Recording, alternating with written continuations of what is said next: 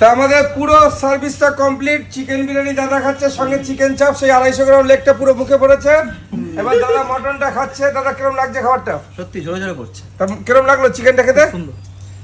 তো কিরম লাগলো বলো? তো মটনটা পুরোটা মুখে দাও একবার, পুরোটা একবার এই হলো মটন, পুরোটা তাই হলো আমাদের মটন। তা কিরম লাগলো খেতে বলো? নরম আছে তো?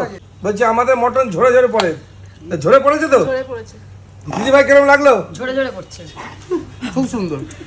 কিরম লাগছে ভালো। দাদা একবার বলে আমি দিই। এখনো পর্যন্ত খাইনি, একটু আমি মুখে দাও। খেয়ে তারপরে রিভিউ। প্রথম কথা হচ্ছে যে, অবশ্যই সফট আছে। আমি অনেকটা ভিডিও দেখে তারপরে দাদার এখানে এসেছি, সেক্ষেত্রে আমি প্রমাণ করতে এলাম জাস্ট যে দেখ সত্যি সত্যি ঝরে পড়ে কি না এটা দেখার জন্য। তা আমি দেখলাম সত্যি সত্যি ঝরে পড়ছে এবং মটনটা সত্যি সফট জুসি। খেয়ে দেখছি কেমন।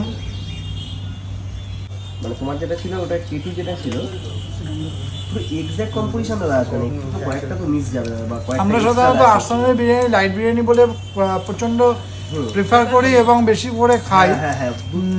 এখানে এসে দেখলাম চাকদা এসেছিল, এতটা আশা ছিল না যে এইরকম ধরনের বিরিয়ানি আমরা পাবো।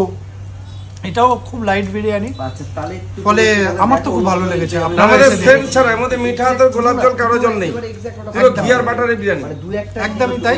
আপনারা আসুন এবং দেখুন, খেয়ে দেখুন, আমার মনে হয় আপনাদেরও ভালো লাগবে। তা একবার কি হবে?